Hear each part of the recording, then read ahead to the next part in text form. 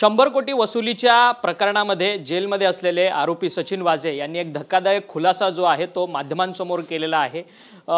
तत्कालीन महाविकास आघाडीमधले गृहमंत्री असलेले अनिल देशमुख हेच माझ्याकडनं पैसे वसुली करायचे, त्यांच्या पीएन मार्फत ते पैसे घ्यायचे अशी माहिती समोर आलेली आहे। त्यामध्ये जयंत पाटील जे आता राष्ट्रवादी काँग्रेस शरदचंद्र पवार पक्षाचे प्रदेशाध्यक्ष आहे त्यांचं नाव देखील सचिन वाझे यांनी घेतलं आहे आणि माझी नार्को टेस्ट करा अशी मागणी देखील त्यांनी माध्यमांसमोर केलेली आहे। या सगळ्या संदर्भात बोलण्याकरता आपल्यासोबत राष्ट्रवादी काँग्रेस शरदचंद्र पवार पक्षाचे युवक महाराष्ट्राध्यक्ष मेहबूब शेख आहेत। मेहबूबजी, तुमचे प्रदेशाध्यक्षांवरती अशा भ्रष्टाचाराचे आरोप जे आहेत ते स्वतः आरोपी असलेले सचिन वाझे लावतात। यात काय तथ्य आहे? कारण की गेल्या 2.5 वर्षांमध्ये महाविकास आघाडीचं सरकार होतं, 100 कोटींची वसुली झाली असे आरोप तत्कालीन विरोधी पक्षनेते देवेंद्र फडणवीस यांनी लावलेले होते। असं आहे की मुळात सचिन वाझेला 2-2.5 वर्षांनी असं कसा साक्षात्कार झाला की जयंत पाटील साहेब त्याच्यात होते। अनिल देशमुख साहेबावर आरोप केला परमवीर सिंगांनी आणि परमवीर सिंगाला जो काही त्यांच्यावर चौकशीची समिती बसवली होती, चांदीवाल समिती, त्याच्यासमोर आम्हाला त्याच्या संदर्भातले पुरावे आमच्याकडे काही नाहीत हे सांगितलं। मुळात ह्यांचा बोलावता धनी हे कोण आहे हे महाराष्ट्राला माहिती आहे। हे देवेंद्र फडणवीसांचं सगळं कटकारस्थान आहे। अनिल देशमुख साहेबांनी देवेंद्र फडणवीसांनी काय ॲफिडेविट पाठवले हे अनिल देशमुख साहेबांनी सांगितल्यामुळं आता विषय वळवायचा। नेमका सचिन वाझे हा आत्ताच कसा बाहेर आला?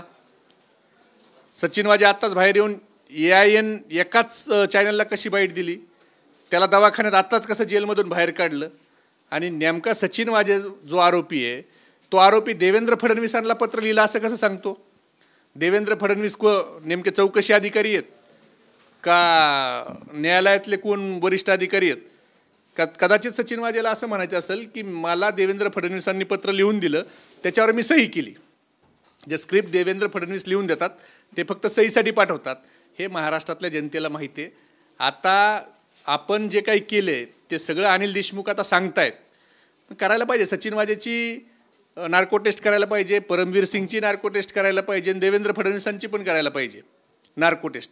कारण ज्या वेळेला जिलेटिन ठेवलं गेलं अंबानीच्या घराच्या समोर त्यावेळेला एक बातमी येत होती की देवेंद्र फडणवीस पण म्हणले होते की लवकरच एका IPS अधिकाऱ्याला अटक करणार आहेत सचिन वाझेच्या प्रकरणात। तो IPS अधिकारी कुठे गेला? त्याच्या चौकशीचं पुढं काय झालं? जिलेटिन कुणी ठेवायला लावले सचिन वाझेला? ते जिलेटिन कुठून आले? त्याच्या मागं कोण होतं? हा विषय कुठं आहे? मुळात 100 कोटीचा आरोप, प्रत्येक महिन्याला 100 कोटी रुपये अनिल देशमुखांनी मागितले। त्याच्यात तुम्हाला चार्जशीटमध्ये फक्त तुम्हाला 1,24,00,000 रुपयाचा हिशोब पण देता आला नाही। तुम्ही आरोप प्रत्येक महिन्याला 100 कोटी म्हणजे एका वर्षाला 1200 कोटी। चार्जशीटमध्ये काय? तपास यंत्रणा तुमच्या आहेत, तुम्हाला त्या तपास यंत्रणेसमोर पुरावे देता आले नाही। पण मूळ जो प्रश्न आहे हा सगळा वाद जिथून उभा राहिला ते जिलेटिन कुणी ठेवले, कुणी ठेवायला लावले?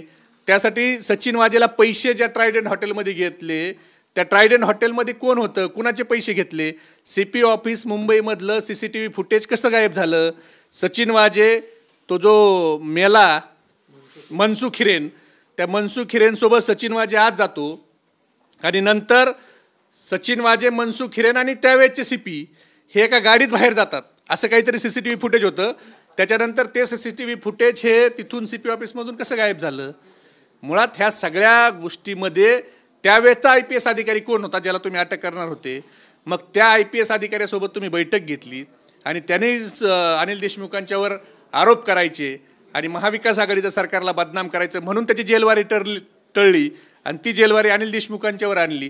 आणि आता तुमचं लोकसभेत पराभव झाला, अनिल देशमुख आता सगळं सांगायला लागले तुम्ही त्यावेळेला काय काय केलं, म्हणून आता सचिन वाझेच्या माध्यमातून तुम्ही आता अनेक लोकांच्यावर गोळ्या चालवताय। पण बंदूक ही सचिन वाझेच्या हातात जरी असली तर गोळ्या हे महाराष्ट्राचे देवेंद्र फडणवीस चालवतात हे सगळ्या महाराष्ट्राला माहिती आहे। अनिल बुकी जे मोठे अनिल जयसिंघानिया जे बुकी आहेत मोठे, त्यांनी देवेंद्र फडणवीसांवरती आरोप केलेले होते। परंतु देवेंद्र फडणवीसांनी त्यावेळेस सांगितलेलं होतं की आरोपीने आरोप केलेत त्यावरती किती विश्वास ठेवा असं त्यांनी त्यावेळेस सांगितलेलं होतं। आता सचिन वाझे हे देखील आरोपी आहेत, त्यामुळे त्यांनी केलेल्या आरोपांवरती किती विश्वास ठेवा?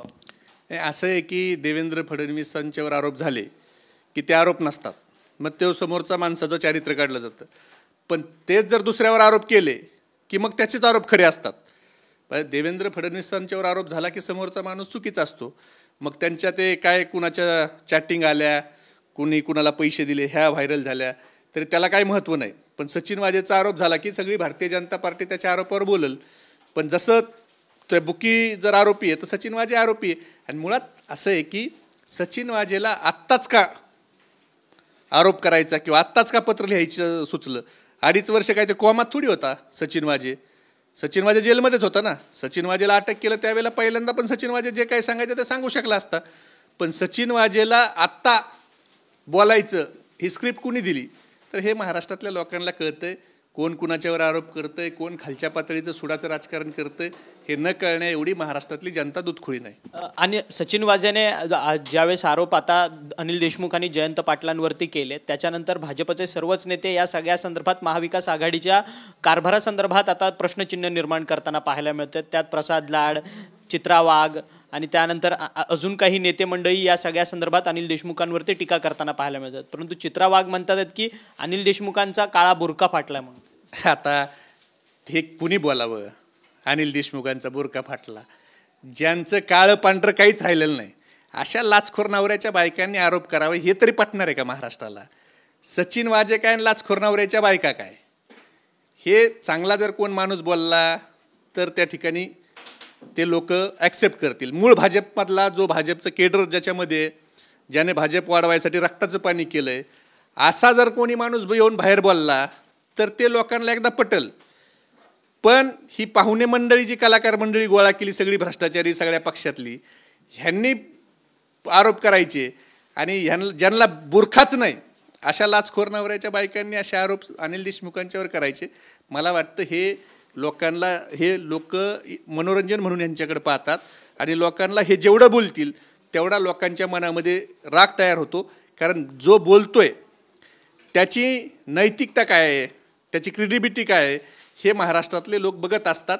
त्यामुळे ह्या असल्या आलतू फालतू लोकांच्याकडे महाराष्ट्रातले लोक ध्यान देत नाहीत. धन्यवाद, तुम्ही आमच्याशी बातचीत केली. हे होते मेहबूब शेख, जे राष्ट्रवादी काँग्रेस शरदचंद्र पवार पक्षाचे महाराष्ट्राचे युवक अध्यक्ष आहे. सचिन वाझे यांनी जे आरोप केलेत ते आरोप खुद्द गृहमंत्री देवेंद्र फडणवीस यांनी करायला लावले आहेत आणि स्क्रिप्ट देवेंद्र फडणवीस लिहून देतात. फक्त सही त्या स्क्रिप्टवरची ही सचिन वाझे करतोय. त्यामुळे सचिन वाझेंच्या बोलण्यामध्ये काही तथ्य नाही. यामध्ये सगळं प्लॅन आउट केलेलं हे सगळं प्रकरण आहे. त्यामुळे देवेंद्र फडणवीस यांची खरं नार्को टेस्ट झाली पाहिजे अशी मागणी जी आहे ती मेहबूब शेख यांनी आपल्याशी बोलताना केलेली आहे. व्हिडिओ जर्नलिस्ट सिद्धेश नाईकसह अक्षय मंकणी, TV9 मराठी, मुंबई.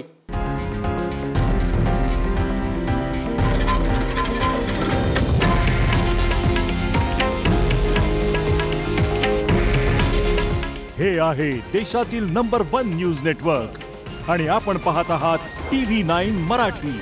काळजी तुमची, हित महाराष्ट्राचं.